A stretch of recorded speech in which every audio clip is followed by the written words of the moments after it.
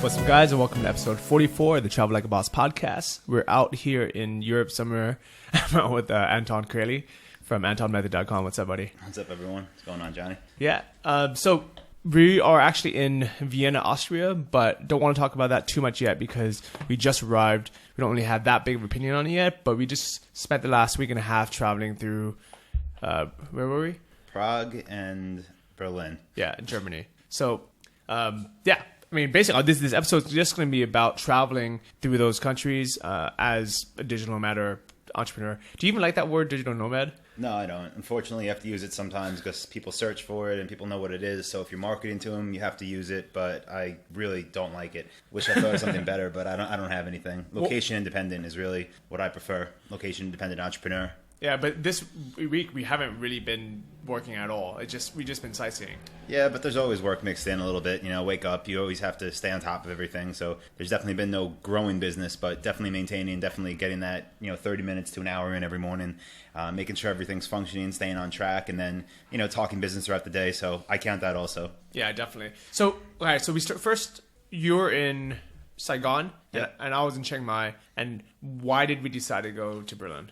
Just a bunch of friends out there, and it's funny because we ended up not meeting up with too many of them. We had dinner with a couple friends, but yeah, a bunch of people had moved out to Europe for the summer, left Chiang Mai, left Saigon, just because, if you're going to be traveling Europe, the summer is the time to do it. In the winter, most places are just like where I'm from, back home in New York, where you don't go outside, it snows, it's cold, and there's no point in really seeing it then. So summertime, get away for a few weeks, come out, really check out these cities. It's my first time in Europe, so I just wanted to come see what it's all about and kind of do like a little run through of it, and then, really make up my mind what I thought, and if I ever wanted to come back and stay, I would say longer term in the future. Yeah, I think instantly, I would say within a day, I had decided I could live here easily, especially, so we started in Berlin. I flew from Chiang Mai through Bangkok to Norway, which is super freaking expensive, by the way.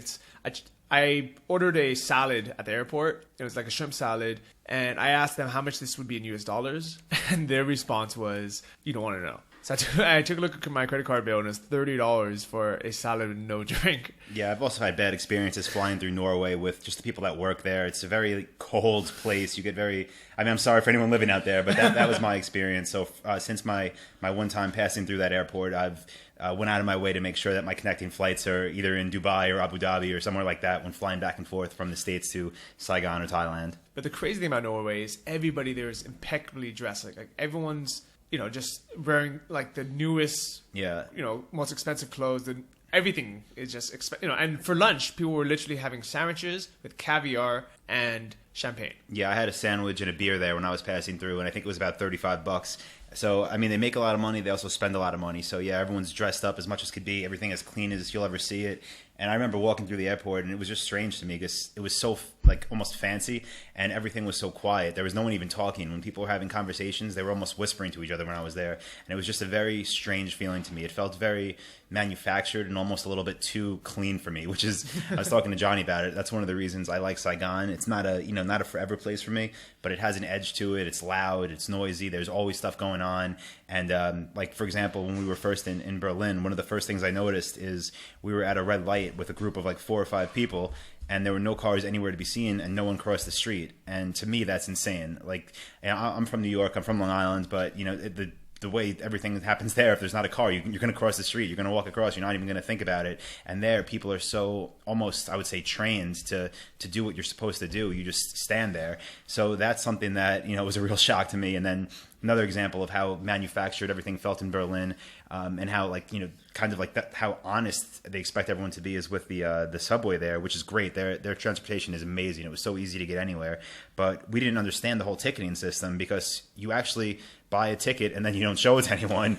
You buy it from a machine. You're supposed to validate it, so you put it in a little box that stamps it with a date and time, and then you get 30 minutes, using public transportation. So if you transfer or whatever it is, and we were on the train and was waiting for someone to collect it or to scan it, but that never happens. So they said that occasionally there will be police in plain clothes on the trains and on the buses that will ask you to present your ticket, and if you don't have it, it's like a €40 fine or something. But I mean, we were there for a few days nonstop, traveling around on public transportation, and we didn't get questioned or have anyone get questioned. So just the fact that everything's in the whole honesty policy even there. for breakfast at our hotel, it was it was supposed to be €5 or €7, and I remember the first day we ate there, and you went to go pay for it afterwards, and they just assumed that you were paying for the next day, or no, for that, they give you a ticket, and you're like, no, I ate already. Yeah, And they looked at you. They were kind of like shocked, like, why would you do that? But like, I didn't even know what was going on. Yeah, it's very like they don't check for tickets. They just expect everyone to kind of do the right thing. Yeah, because I mean, like, who's gonna go have breakfast and then go to another floor to go pay for it? Afterwards, and nobody checks at all. It's so weird that in Europe it's such a different culture, but I love it. I really think I could live here. I mean, I think within a day I said I can definitely live in Berlin. I'm not sure about some of these other cities that we travel to yet, and I think that's what's cool about it is every single city has a different personality. And even though I once I thought that Anton and me had similar personalities, I realized that they're actually completely different.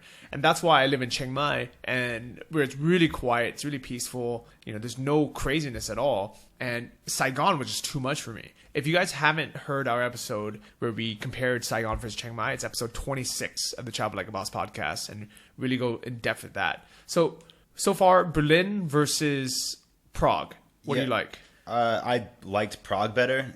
But as far as living somewhere, I would definitely think Berlin was better to live. But as far as just being a tourist, I think Prague was much nicer. Berlin was beautiful. We saw a lot of awesome sights. We did the walking tours and whatnot, and I loved it. So it's not to say that like I didn't like anything about Berlin. I really did enjoy it. Great food, awesome people, really cool things to see. But the one thing that kind of, I guess if I had to complain, which is a pretty bad complaint, but on the walking tour, they had told us, after the wars, Berlin was pretty much leveled.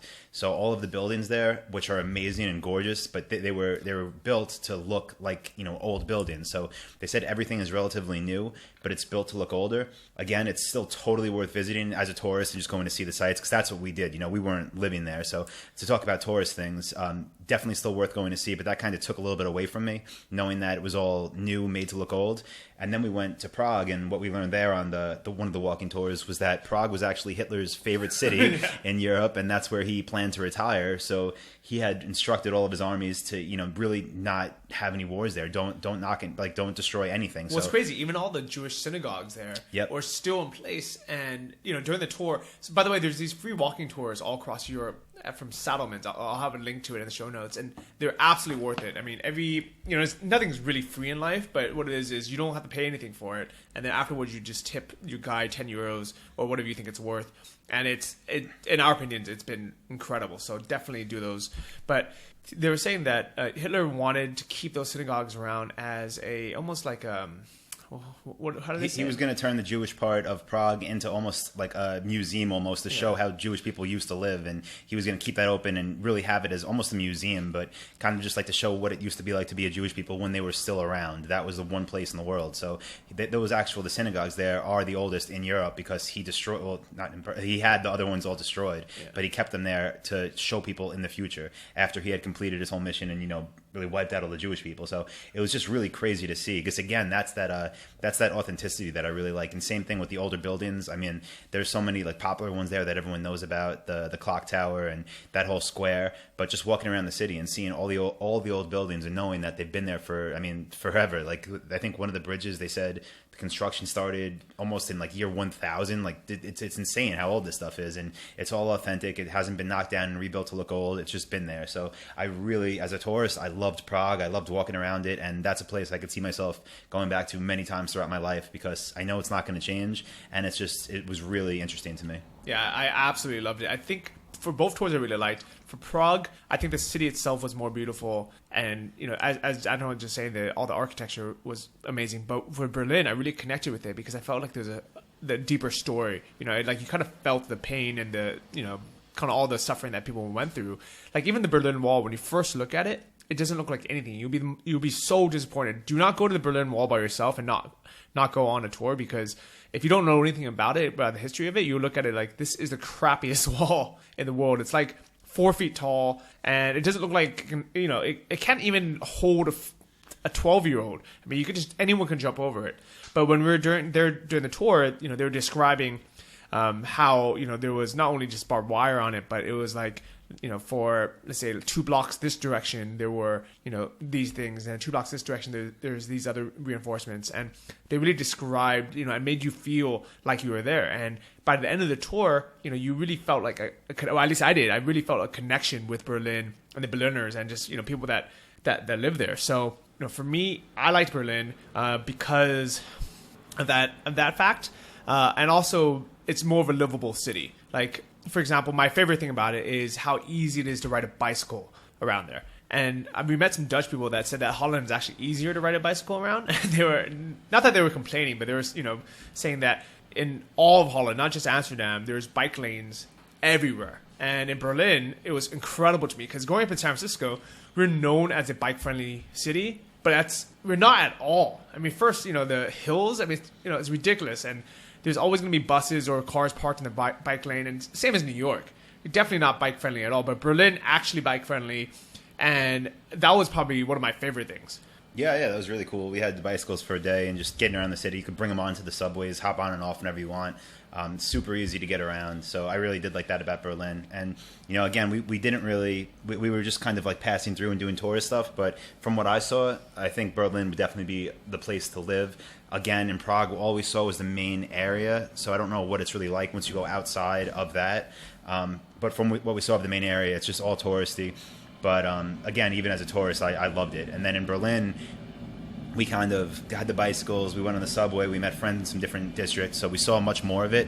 And from what we saw, I think that would be definitely a good place to live and, really get work done. It was actually, in my opinion, it's big. So while I wouldn't mind living there, we kind of have to figure out what area most people are in. Because like one of the things I love about Saigon is, I think we've talked about it before, there's like that huge group chat there with whatever it is, 80, 90 people in it. So if you want to meet up, someone sends out a message, we're all here.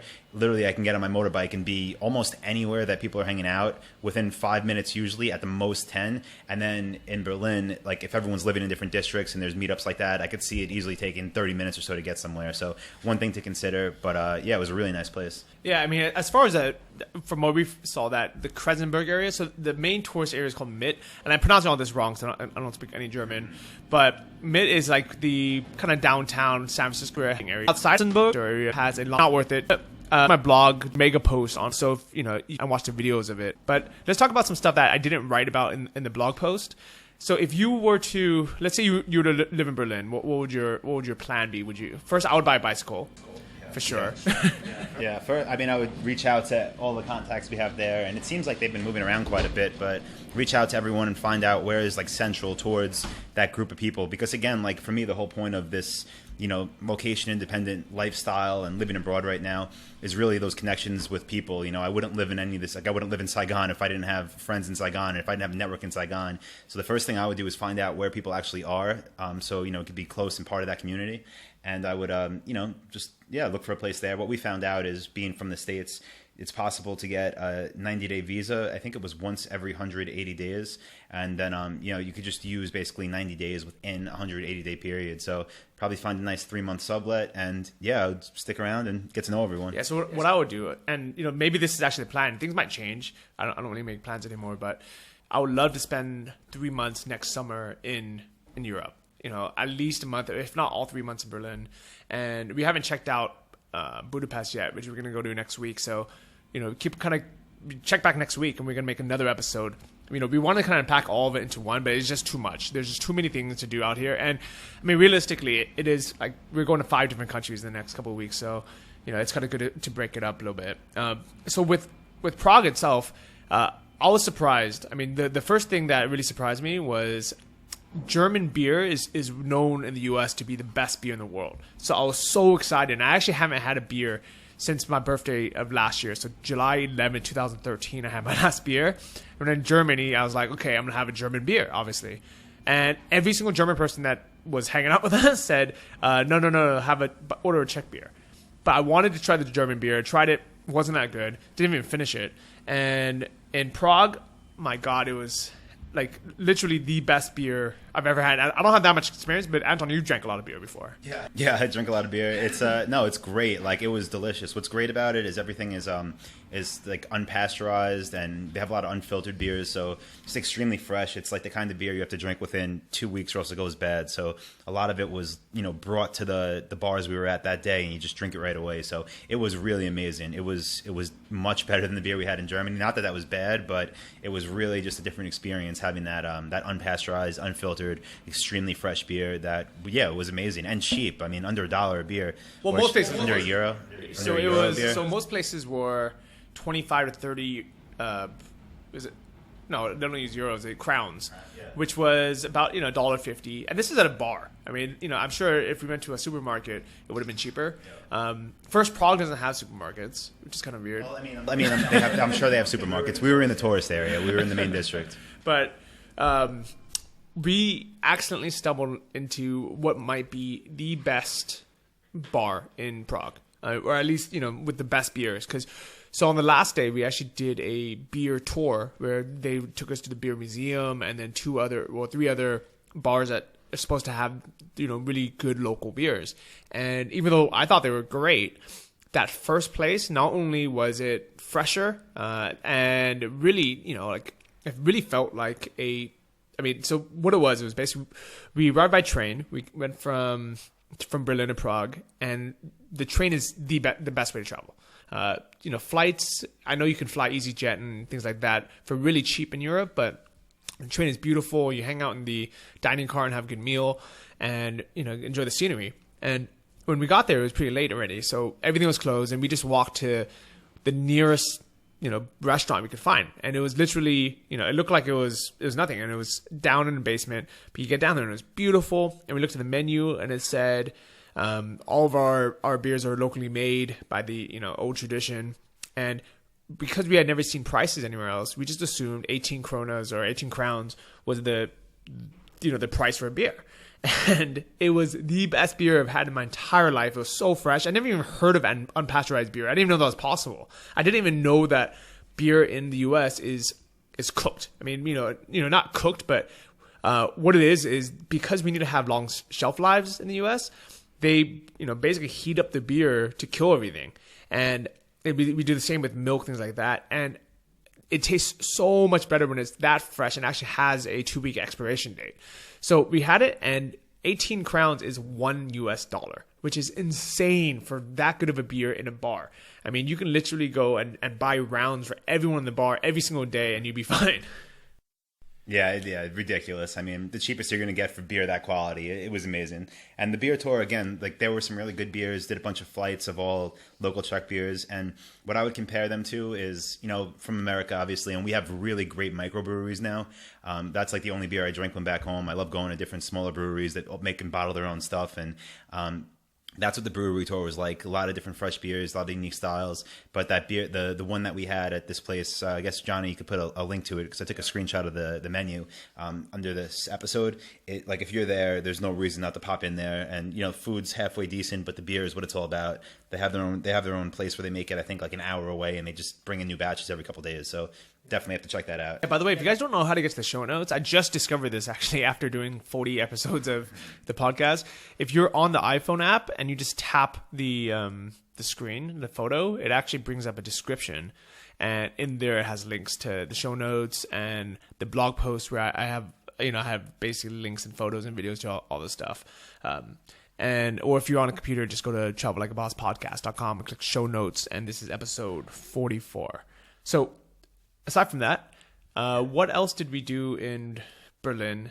I almost completely forgot. I mean, I know it wasn't that long ago. No, we just did a lot of walking and, just really trying to see it. Like I was saying earlier, this trip, I really just wanted to see everything. And whenever I get to a new city, my main thing that I want, like I do whenever I get to a new hotel, I get to a new place, I basically go in, put my bag down, and just start walking with, try to walk the border of the city, walk up and down as many streets as possible, and just try to get a feel for it and kind of like map it out in my mind. So we just really did a lot of exploring, kind of just walking, biking, just going around with no real goal other than to see the place. Because if it's going to be somewhere like Johnny's saying, maybe he'll be living next summer, it's just a place you want to experience. So not just go to the main places when you're following a set schedule, but just walk around and take it all in. And that's what we did to try to get an overall vibe for it, an overall feel for it. And that was my impression. It's really nice. It's clean. Things are efficient, and yeah, there's good people. Everyone, and that's another thing. A lot of people say in Germany, everyone's kind of, very stern and almost mean, and we didn't have any of that. I think what people told us is Berlin's a little bit different, but if that's like a kind of a preconceived notion you have about Germany, don't expect that in Berlin. People are all super friendly, super nice, and very helpful. Yeah, definitely. Honestly, I think just growing up in the U.S., we hear all these stereotypes about other countries, and we really don't know that much about it until we actually go there. So I would highly, highly, highly recommend every single person make it a priority to visit Europe, because once you're here, it's actually really easy to travel around, and it's actually not as expensive as people make it out to be. If you come here on a package tour, like a 2-week vacation, yeah, it's super expensive. I mean, if you want to stay in, really expensive hotels, you're going to be spending 200 euros a night, which is, 300 US a night. But you get to stay in a single room at a normal hotel, because you're not going to spend that much time there anyways. There's these free walking tours. If you don't eat at tourist restaurants, you just, you actually eat at good local restaurants. You can have meals for, $5 or $10, and beer, is $1 or $2. So, I mean, it really doesn't have to be an expensive trip. But what's really cool is exactly 1 year ago. So the reason why we're actually out here is when I met this guy named Kurt that me and Anton are both friends with, and we were hanging out in Chiang Mai, and we were working. That was when I first started getting into business, first getting into job shipping. And Kurt, we were hanging out every day, and I thought, life was great. And all of a sudden, he was like, "Hey, buddy, I'm taking off." And I said, "Where are you going?" And he's like, "Oh, I'm going to Europe." And for no real reason, he just decided to book a random trip to Europe. And his only explanation was, Europe is nice in the summer. And I couldn't argue with that. And that was the moment I realized that I had been lying to myself, this basically my entire life. I never thought that I wanted to leave Chiang Mai. I thought that was a perfect place. And I still think it is, as far as one of my favorite places in the world.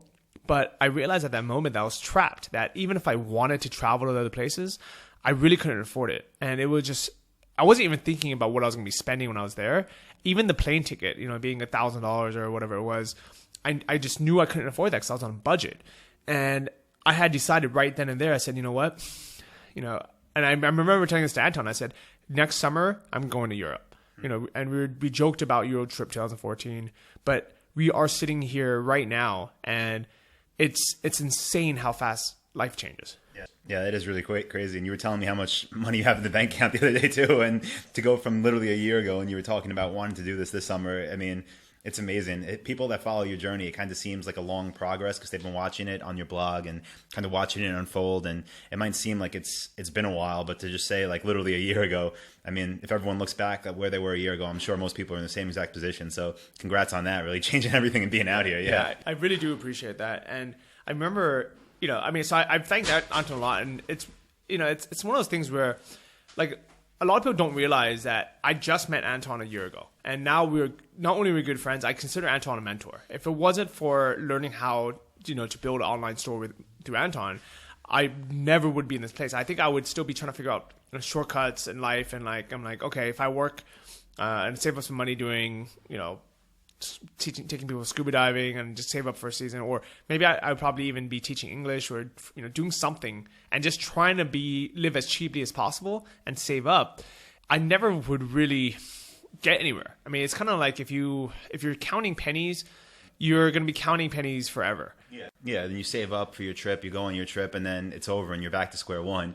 Instead, you were saying how like your plan was, even if you spend as much money as possible and break even this month, you're still okay with that. And you're actually, I know yesterday you had probably one of your best sales day, I don't know if ever, but I'm sure in a while. That was amazing. So you're actually earning a lot while traveling like this. And here's the thing is I was actually a little bit, honestly, just yesterday during the day, I was like a little bit worried because I'm spending a lot more money here than I originally planned. And a lot of it, it's really my fault because I'm ordering like three lunches on the train, sitting in like the first class dining car, and our lunch was like $100, which was really unnecessary because we didn't need to order 3 meals. We could have just brought a sandwich onto the train, and like little things like that. But that's not traveling like a boss. Yeah, and bring sandwiches on trains. But it's what it is kind of growing up in an Asian household. I was always taught don't waste money. So I remember as a kid when we used to go to Great America, which is like our version of the the theme park, my dad would always have us pack our lunches. And what we would do is we would get there, and we would, rent one of the storage lockers for like $1.25, and we would put, our sandwiches, our snacks, our waters in there, because, we knew that theme parks, the way they make money is by selling you really expensive food. So, kind of growing up, I had that mentality, and I think it's actually a good thing that I have this balance now, because I still have that, Asian side of me where I'm just saving up as much money as possible. But at the same time, I have the other side now where I really do want to travel. I really do want to see cool things and do cool things. I do realize how fast life changes, and it's such a shame if life would pass me by and not, and I don't see anything. I don't enjoy anything because, I'm worried about money. So now it's kind of like a balance where for, 6 months at a time or 3 months at a time, I just, live in a cheap apartment. Like my place in Chiang Mai is $203 a month US. And I really like Thai food. So it's not because, I still go out and have a steak once in a while, but because I really enjoy it, I end up spending about $1,000 or less a month when I'm living in Chiang Mai. And I'm not, I don't feel like I'm sacrificing anything because I still have, a gym membership to the nicest gym that, that I want to go to. I still have my co-working space membership. I still drink good coffee. I still eat good food. I still like to go on nice trips with my girlfriend. But because life is so cheap there and I don't spend frivolously, I don't just throw, money away.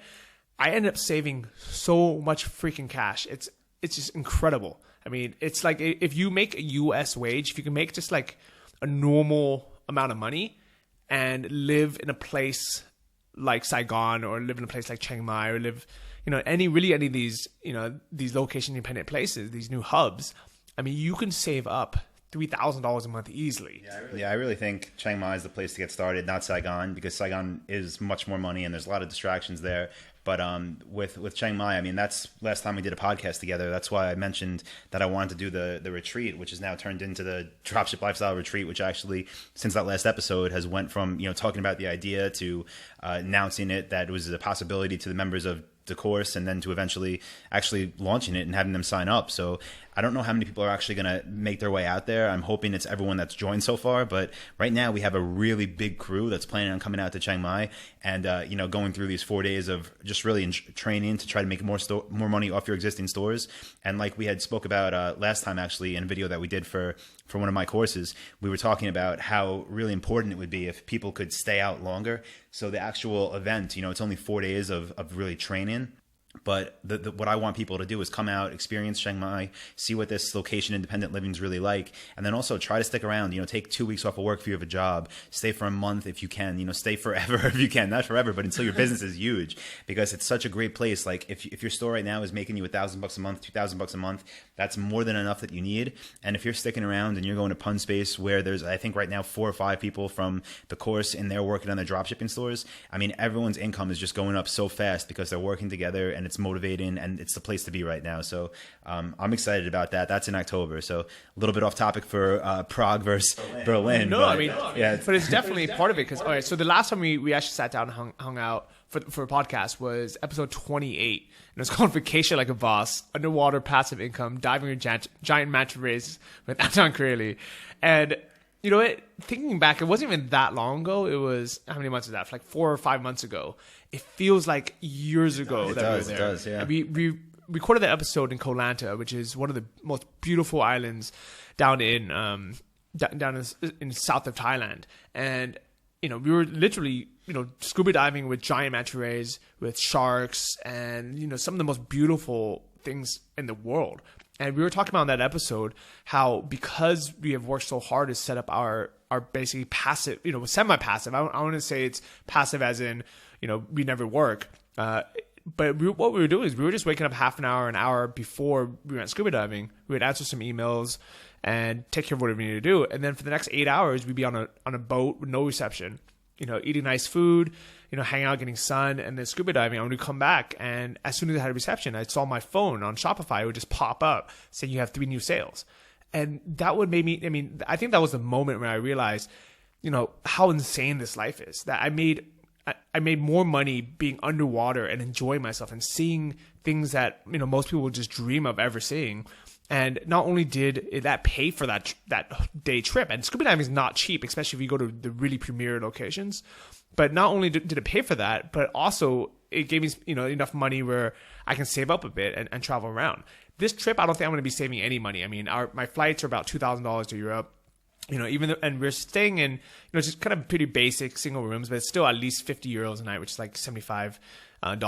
And we're really just spending a lot of money on food because I enjoy eating. I mean, it's one of those things where I don't want to skimp out on food and try to eat McDonald's or something unhealthy. I mean, first I want to eat. I'm not going to sacrifice my health just to save a couple of bucks. And when I'm in a new country, I want to eat the best food. Speaking of which, what has been your favorite foods that you've eaten here so far? I gotta say, I mean, the food's been good, but not all that impressed. The best food I had was the breakfast we just had. And that wasn't in Berlin. Let me think of Berlin or Prague. What was the best food I had there?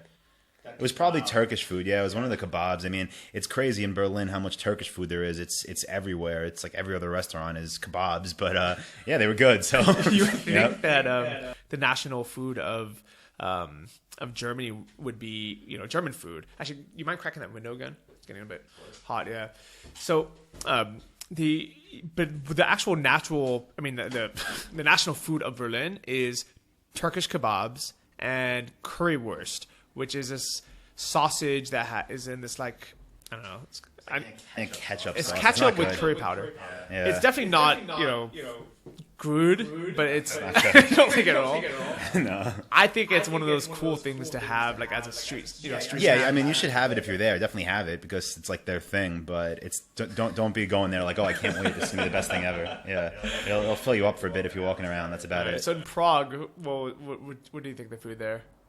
It was like some goulash, and we're gonna be going to Budapest soon, which I remember being the goulash capital. But I'm sure they kind of have it in all these countries. Yeah. But I don't remember the food being in Prague being that incredible either. I think what we really ate there. I mean, we had a bunch of sauce. Oh, we had that huge pork knee. Like, that was insane. It was. I mean, I'll put a photo up of this. It was so big that neither of us could finish it. Yeah, it was good, but it was just way too big. I mean, so far the food in Europe, it's good, but it doesn't compare to food in Thailand. Yeah, I mean, and like we're both like Johnny's from San Francisco, I'm from New York, where you can literally get the best food from anywhere in the world that you want. So, I'm not really like it is great to try the local foods, but nothing's been that impressive. And in Thailand, I definitely agree as far as local food goes. That place, you get more, like, so much for your money, and it's all delicious. So, haven't been that impressed, but it is cool to try. Like we tried, we'll talk about it in the next episode, but stuff we're trying over here in these countries too. But the things that you can't get in Thailand are the old European architecture of places like Prague. And I mean, literally, there's castles everywhere. Yeah. It's insane. Like, we were walking around. I mean, I made a 2-minute video of it. You guys, if you guys haven't watched it, just pause this right now and just watch it real quick on the computer. Yeah, I got to play with an owl. Johnny got to play with a falcon. Pretty cool. I think it was an eagle. I think I got corrected like 80 times. Golden eagle. This girl that was working there yelled at me for calling it a falcon. Yeah. They're really strict about funny things here, but. I mean, you walk around in every direction and you see almost like Disney World style castles. Well, they said Walt Disney, actually, Prague was his favorite city also, him and Hitler. It's weird. But he used to go there and get inspiration for the movies and for actual things that they had built. So it's pretty cool. The castle in Prague was used for... what is it? I think in Sleeping Beauty, they said for the castle in there, that's what the design was built off of. And somewhere in Austria, we're not going to that part, but that's where the castle that inspired the one in Disney World was actually from. So it's really cool because this is like, it's such a famous place and it's been here so long that, people have been coming through and getting inspiration for forever. So it's awesome. I'm gonna make a promise on here on air that I feel like this podcast is kind of almost like a good luck charm, or it's something to keep me accountable. Literally every single thing I've ever said on this podcast, I've had to do. Like, it's one of those things where I think once you announce it to the world, you kind of just have to do it. I remember when I randomly mentioned to you in one of the early episodes that I wanted to save up $30,000 in my bank and be a Thai millionaire and buy a gold watch. I completely forgot that I'd said that. And honestly, at the time, I didn't really mean it. Because at the time, I had like, a couple $100 in my account. And I was like, yeah, I'm going to save up 30 grand. And it almost sounds retarded. Like, imagine if a buddy of yours in college was like, he's like, hey man, I'm going to save up $30,000 cash. And you're like, no, you know you're not, man. You work at, you're the manager at a Burger King, and there's no way you're gonna save that. I mean, good luck saving $300, right? And because I said that, it happened. So I'm gonna announce this right now. My goal for next year, Euro Trip 2015, is not gonna be me. I really want my parents to come here and experience it, because I feel so bad. I talked to my mom the day before we flew out here, and I forgot to mention her that I was going to Europe. It was one of those things where she called me. It wasn't me, and I was like, "Oh yeah, hey mom, how you doing?" And I try to call her once a week just to say hi to them and see how they're doing. And I was like, "Oh, by the way, I'm going to Europe tomorrow." And to them, they were like, "What? Why didn't you tell us beforehand? Why didn't And to me, it wasn't that big of a deal. And it's so weird knowing that, because both Anton and I thought we didn't prepare at all. I mean, what was that message that you sent me like 24 hours before the flight? Yeah, no, I was out to dinner with friends in Saigon, and I was supposed to spend the next night with my girlfriend, and then the day after I was planning on flying out here, meeting up with Johnny, and then after dinner with my friends, I went home and checked my email, and I had an email saying my flight was in like 16 hours or something, and I was like, oh, okay. Yeah, so it's not something we planned at all. We got here, we knew we would start in Berlin, and honestly, all we knew at that point was that we wanted to go to Berlin and we wanted to go to Budapest, and we thought maybe we would try to get Prague in as well if there was time. And we knew there was a train, obviously, but we thought we'd be flying around, and just, that's the way I recommend traveling. That's the way I've been doing it. You really just go to places and talk to people, because that's the best feedback you're going to get. If you're going to Southeast Asia, if you're coming to Europe, it's full of people doing the same thing you are that are just traveling around and going online and asking questions on forums or posting on discussion boards and stuff like that. That's not going to get you the feedback you want. Just get over here, start talking to people, and you'll see who you have a similar personality with. You'll see what they have to say about different places. Then you decide if you want to go or not. Like, we just decided we're going to spend a day over in what's it called? Bratislava? I don't know. I don't even know, but because a friend of Johnny messaged him on Facebook, and he was like, "Yeah, he's like, I see you guys are over, and you're heading this direction down towards Budapest from Vienna. Why don't you stop in? I think it's Bratislava." Yeah. And he sent Johnny a couple links. So he sent me like a guidebook almost. Like, he wrote out like an essay, because he's from there. It's either Slovenia or Slovakia, I don't remember. Yeah. But that's the way to do it, though. Talk to friends. I mean, like, if we would have just found that online, I would have been like, I don't know, man.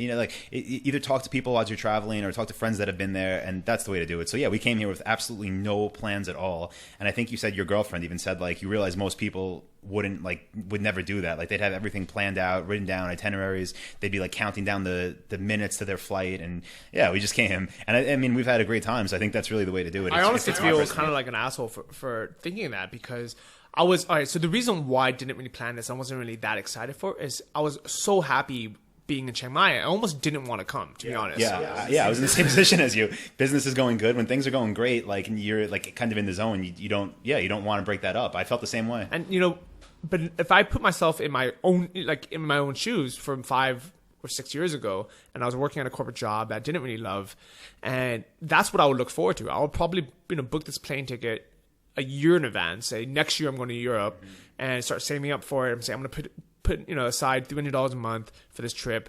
I'm going to make every single plan, every single minute of the day. I'm going to have written on an itinerary. I'm going to know exactly what I want to see, and I'm going to be daydreaming at work. I mean, anyone who still works at an office job that you don't really love, I guarantee you guys are daydreaming about your next vacation, or you're on forums, travel websites, and you kind of just figuring out like, hey, you're almost not at work because you're thinking, what would make me happy? What else would make me happy?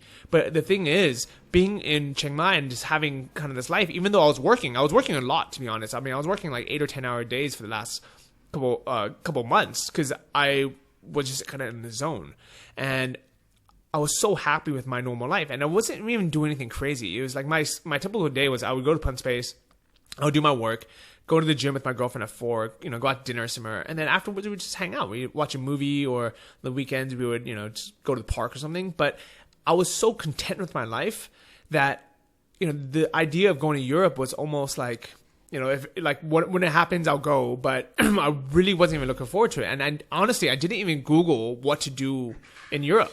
I had like literally no idea. And it's, first off, that's the beauty of the internet, where you don't really need plans. You can just show up, and when you're in the city, you can figure out, okay, what do I want to do today? But it's one of those things where I know I take it for granted, and the reason why I don't feel bad is because I did work hard for it. You know, and I remember saying to Anton, I said, like, you know, I literally said to Anton, I said, hey, thank you so much. You know, you changed my life, and if it you know, and you're the one who made me this money. I mean, if it wasn't for doing your course, there's no way that I would be able to do this today. And I remember you saying to me that you didn't make me.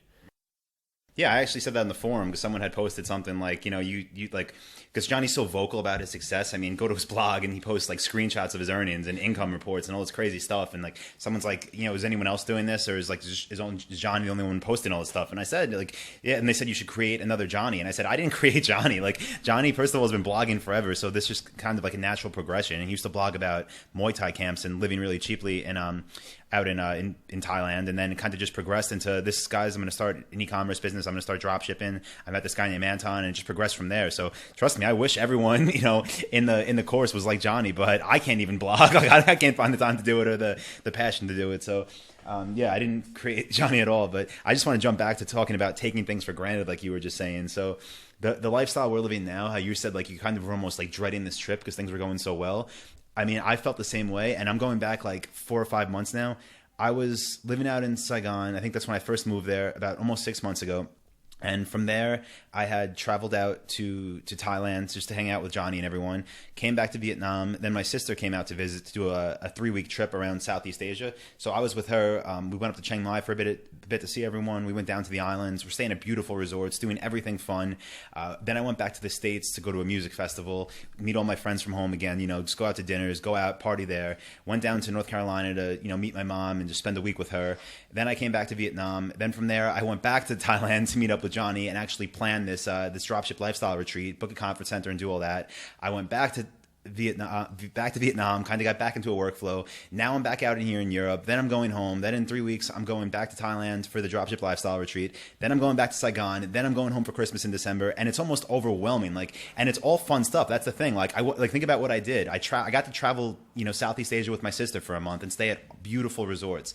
I got to go to Thailand and see all my friends. I got to go to New York and see all my favorite bands and meet up with my buddies there. I got to spend time with my mom. Now I'm getting to go to Thailand and actually like train people in person, like a huge group of people, which is amazing. Then I get to see my family again in December, but it's almost too much. Like, I totally get what you're saying. When you get into a workflow and everything's working, like, being location independent is great, but it definitely doesn't mean life has to be this hectic. So I'm looking forward to after Christmas when I'm back out in Vietnam at my apartment, which I've set up totally the way I want it. I've got a really nice office space. I'm actually looking forward to spending about 6 months just kind of heads down, working on the projects I'm passionate about and getting back into my workflow.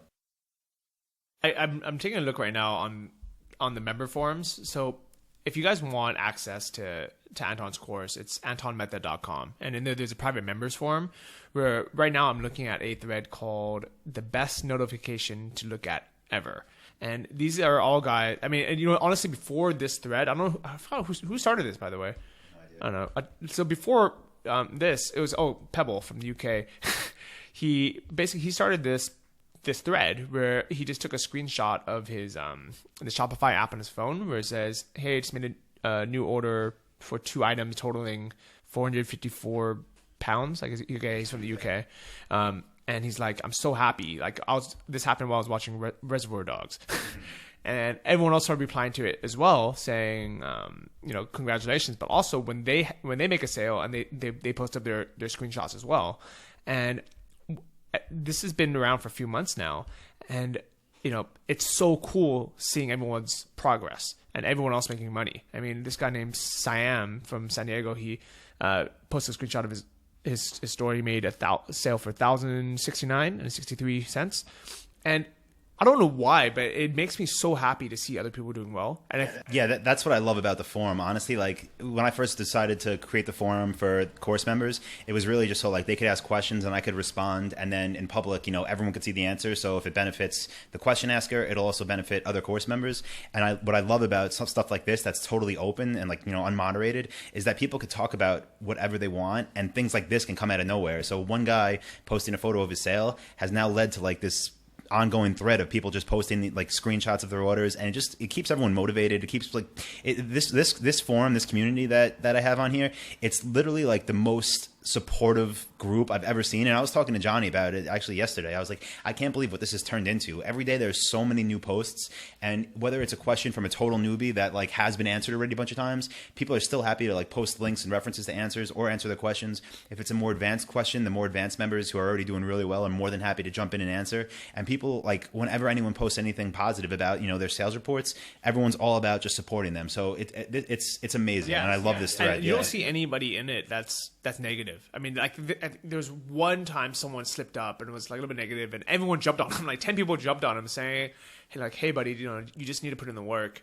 And it's cool now seeing everyone else is being successful, because honestly, the reason why I actually never post any screenshots of my sales in the forums is because I feel like you don't want to be a show off. Yeah. You know, I do it on my blog sometimes, just kind of keep track of things. And but like as far as on the forum, like I know people are getting started, and I know there's a fine line between motivation and kind of just throw it in people's faces. Exactly. Yeah, I totally agree. But now when I go through and I see everyone else making sales, it makes me so happy. Like it's like seriously, like by them making sales, it doesn't affect me either way. Like I don't get anything from it, but it makes me happy knowing that it worked for them, especially because a lot of these people found Anton's course through me, through my blog or through this podcast. And it's incredible, you know, not only seeing it on the forums, but I get these long emails and these personal messages saying, you know, hey, Johnny, thank you so much for introducing me to it. You know, I just made my first sale, and now I know that if I could, you know, I can basically make this work. Yeah. And you know, for a long time, you didn't really hear from people. Like a lot of people were successful, but they just kind of disappear off the face of the planet. Yeah, you'll see on like there's so many. The forum is really all about progress threads. So most people that sign up that are really serious about this, they'll start a thread and they'll say like whatever their name is, you know, like progress journey or journey to success or whatever they want to call it, and they'll post their results from, you know, from module 1, which is about picking a niche, and then post about their market research, post about building their stores if they have any questions, and they'll just go through the process. And what you see if you go through I don't know how many thousands and thousands of threads there are. I think there's like 10,000 posts or something at this point. But if you go through, you'll see a lot of progress threads that start like that and then get up to people like, yeah, I made a sale, and then they stop posting. And it's really because people, I know why, like people get scared. Like they start doing well and they don't want everyone to know like exactly what they're doing. And I get it, you know, there's that scarcity mentality. They don't want people to find out what their niche is. They don't want people to copy their business. So I totally understand. But a thread like that's open like that one where people are posting their screenshots, it really takes all that information that used to be spread out amongst everyone's progress threads, and it just combines it into one place, which is what makes it so cool. So instead of having to go through everyone's progress threads and see how much money they're making, you see it all in one spot, which is awesome. Well, that's why I'm so excited about the retreat. So if you guys don't know what it is, basically during whatever that last when we were in Koh Lanta, Anton randomly had the idea. He's like, you know what? I wish that everybody can come experience this. So that's when, you know, I think, I don't know if you had even thought about it before, but that's when we first, you know, you first told me about the retreat.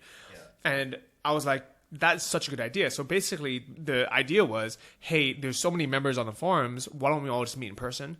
And why don't we just hang out in Thailand for a while? And, you know, hopefully when you meet people face to face, and you see the other people doing well, and you kind of really get to know them, not only do you build a bond where you want to help each other even more, but also, you know, you're out in Thailand already, so you might as well just stay. Yeah. And I did have that idea while we were doing the episode. It was after a day of diving, in Koh Lanta, which was the best diving I've ever done. We were sitting at a beach bar. Johnny was drinking water. I was drinking a couple beers. And like we were talking before the episode about how amazing it was to be there. But then I was also thinking about how easy it actually is, and the fact that I could have been doing that, you know, 7 years ago, 8 years ago, when I first really started doing very well in business. But I just delayed it. I didn't either know it was possible. It was just something you don't really think about when you're back home, you know. And I'm living in New York, and I'm running a business and it's doing well. It was never something that even popped into my head, honestly.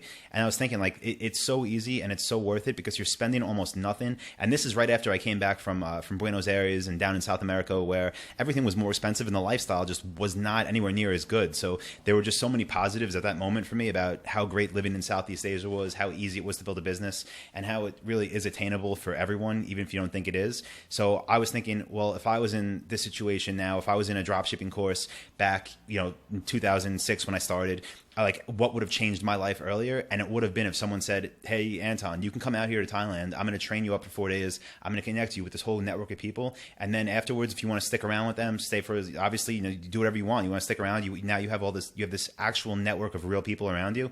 You can live out here, you'll see what life's like, you're going to learn more, and you could stick around and just keep working and build a huge business here rather than back home. I would have jumped all over that. So I wanted to create an event that was what would have benefited me the most when I was getting started. So that's how this really came about. And from there, Johnny helped me out checking out a bunch of conference centers out in Chiang Mai.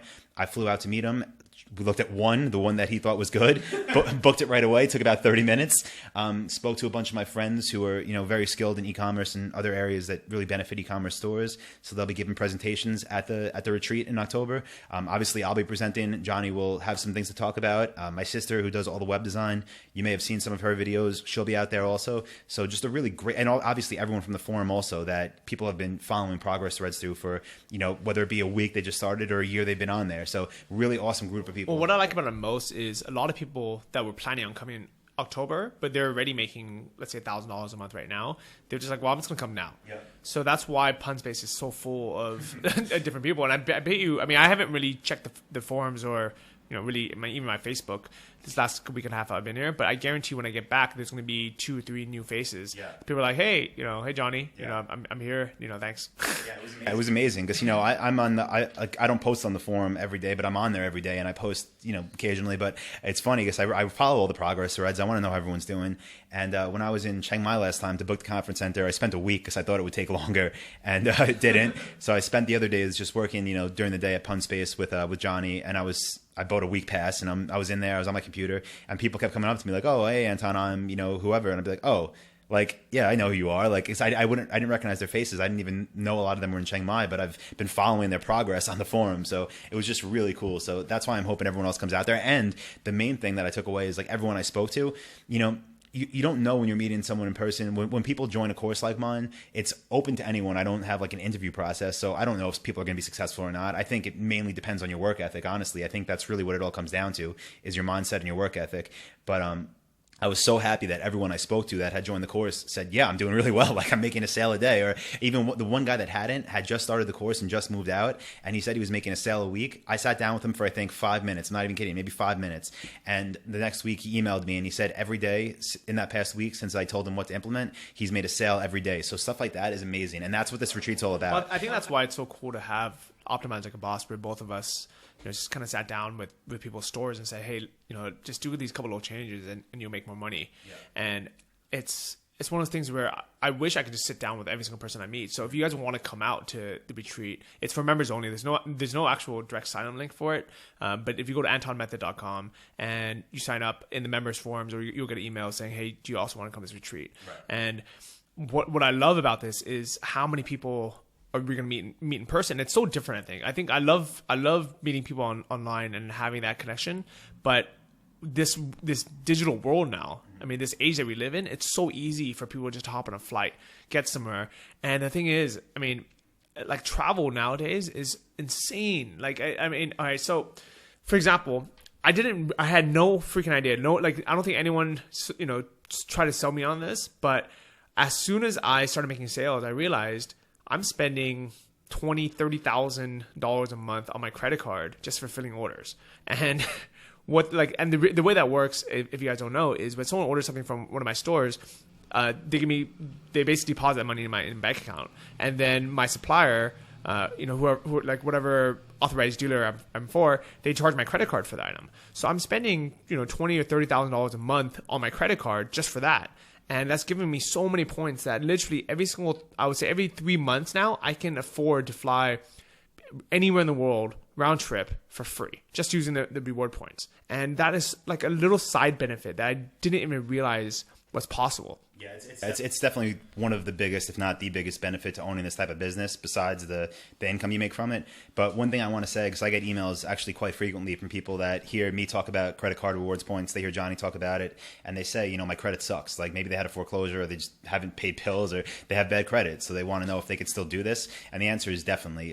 You could pay suppliers with a debit card, which there's no problem at all doing, and then eventually slowly rebuild your credit, try to get approved for any card with an account minimum, do some research online on how to repair repair your credit, and you can get to that point. So don't worry if your credit's not the best now. You could still do this type of business. You could pay suppliers via PayPal, debit card, wire transfer. There's plenty of ways to pay. Well, Derek in the last episode, 43, he doesn't even have a credit card. He's one of those guys that messed up his credit when he was young, and he's basically killing it right now. And with his store, the episode is called "Creating a Profitable Store in 3 Weeks." And yeah, so I mean, he's doing super well as well. And the thing is, you don't actually have to travel if you have one of these businesses, but honestly, just travel. I mean, just see the world. I mean, so here's the promise I'm going to make on air right now is Euro Trip 2015 is going to be my parents. I'm gonna pay for their flights. I'm going to pay for their hotel. I'm going to pay for their trip because my parents are getting older now, and even though I take for granted how amazing it is to be able to travel. For them, they're getting so much older. They're retired now, and they would love to see Europe. I think every time I see a place, every time we go and we see one of these beautiful museums or one of these gorgeous buildings, I keep thinking, man, my parents would love this so much, and I know they don't really have it in their budget to come do this. And now that I'm finally in a position where I can actually kind of take care of them, I think they would really appreciate this trip. So that is the Go Watch challenge of 2015. Yeah. Is I'm going to pay for both my parents and for them to come out for a few weeks. Yeah, that's a good one, and I'm sure they'll appreciate that more than anything. And I know with me, it always feels better to actually give a gift than to receive one. So the gold watch was awesome, and it definitely it shows a lot. It shows a milestone you reached, but I'm sure it'll bring more happiness to everyone by you giving your parents that trip. That's really cool. Really good idea. Yeah, definitely. I want to say one more thing too about the what time are we at now? 55. Yeah. Okay, we're going out. Yeah, I want to just say about the retreat, because if people aren't a member of the course yet, and the information about it really is in the members area, I just want to let people know a little bit more about it. It's not one of those crazy expensive things that it's that's going to cost you $1,000 plus to get out there and go to the event. It's not like that at all. Very affordable. I'm just covering costs at this point. And the way it's going to work is it's 4 days. It's October 7th through 10th, which is a Tuesday through Friday. I recommend obviously staying longer. If you come out right before, that's fine, and then stay longer afterwards, or however you want to do it. The event's a mixture of speakers that are going to be presenting on different things that apply to dropship store owners. So definitely I recommend having a store already set up by the time you get there, and at least having some sales come in. You don't have to be at that point, but I highly recommend it. You'll get a lot more value out of it. It's going to be a mixture of these presentations along with co-working. So it's not just if you're wondering, oh, it'd be so great to sit down with you guys and have you review my stores, but there's going to be 50 to 100 people at this thing. What's going to happen? There's also going to be time made for that. So during the event, in between these presentations, we're all going to be working together. So we'll be at big tables. We have Wi-Fi. Bring your laptop out. And I'll be going around. Johnny will be going around. My sister, who has very successful e-commerce stores and is great with web design, will be going around. So we're all going to be there to actually help you hands-on too. So that's a huge part of it. So you will get that one-on-one attention. And it's also going to be in the afternoon doing some lifestyle activities, really seeing Chiang Mai. Because again, I want people that come out to really see what it's all about and not just see a conference center all day and then go home. So it's going to be a mixture of that, the presentations, the co-working, seeing what Chiang Mai is all about. And the weekend after, like I said, it's Tuesday through Friday. The weekend after, everyone's just going to be in town hanging out together. So good time to just really make some more personal connections out there. Yeah, I like the lifestyle portion over the weekend. So on Saturday and Sunday, we don't have anything announced yet, but one day is going to be like a waterfall. Another day is going to be like a nice infinity pool looking over the mountains. And I think those are the times where people, are going to kind of see the balance of work-life play. Where as cool as I think it is to, just stack money, it's, if it wasn't for the fact that I really genuinely enjoy the lifestyle, that this business kind of gives us, that I wouldn't be doing it. If it was just for the money, I wouldn't do it.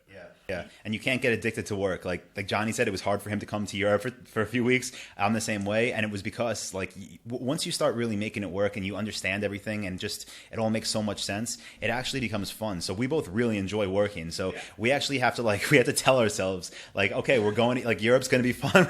We're going to go. It's okay to step away for a bit, and it is okay. Business Johnny had a great sales day yesterday. I did really well yesterday, so it is okay to step away from it. But yeah, it's you need that balance, which is why we're going to be doing lifestyle activities. I want to apologize to my girlfriend Rissa right now for when I brought my laptop to Pi, which was I wrote about it on my blog post, and I wasn't going to work at all. I only brought my laptop so I can Skype my parents when I was there just to say happy birthday, and I was like, I'm only going to work for half an hour a day. But then I think after 2 or 3 days, I got so antsy, and I was like, man, I just want to sit by the pool and fulfill orders or check my email, things like that. And to me, you know, for her, it was because she has a normal job. She's a teacher. So she wanted to go there and just unwind. She didn't want to think about work at all. But what's hard to explain is nothing, like, to me, I was so happy. I'm like, I can't believe I'm sitting here in the sun. You know, I have a beautiful girlfriend that's swimming in the pool. I'm hanging out. People are bringing me fruit and drinks, and, you know, I get to also work. Yeah. So to me, that, you know, like, that actually makes me happy. Yeah. It actually, even for people that have no desire to own your own business that do get into this, it's really fulfilling once it starts happening. Like, there's such a great feeling when you're actually delivering a physical product. You're making customers happy. You're making money off it, and you could do it anywhere. Like Johnny said, sitting next to a pool while your girlfriend swims, while you have someone bringing you a drink. Like, there's nothing better than that. All right, guys. So let's wrap this up. Check out the show notes for this episode. It's episode 44, Berlin versus Prague, and I've already published the Berlin guide. So it's Johnny's guide to Berlin, and it's basically just where we stayed, where we ate, all the cool things to see. And then I'm going to write the Prague one as well. So that'll be up by the time this episode's out. So it's going to be Johnny's guide to Prague. And Anton, thank you so much for being on the show. If they want to check out the course, it's antonmethod.com. And that's it. Hopefully you should link up your post to the retreat too, because I know you had made something like that on your blog. So just to give people some information on it, because if anyone is even considering this lifestyle, I really think this is going to push you to take that jump. So definitely check it out. And what's really cool is they have 2 months to get their stores up and running. And you know what? That was the exact amount of time it took me to make my first sale. Yeah. So if you guys are even on the fence about this, just sign up for it now. Give the next 2 months everything. Just say, you know what, for the next 2 months, I'm going to work my butt off making this work. And if you don't think that's enough time, listen to Derek's episode from last week. Yeah, that's insane. All right. So, guys, we're going to go check out the rest of Europe, go for a hike here in Austria, and see you guys next week. All right. Later, guys. Thank you for listening to the Travel Like a Boss podcast. If you want to hear more, including the bonus, How to Choose the Perfect Niche episode, join our mailing list at travellikeabosspodcast.com. See you next week, and remember, if you want to travel like a boss, you need to be your own boss. So start your online business today and start living the lifestyle you've always dreamed of.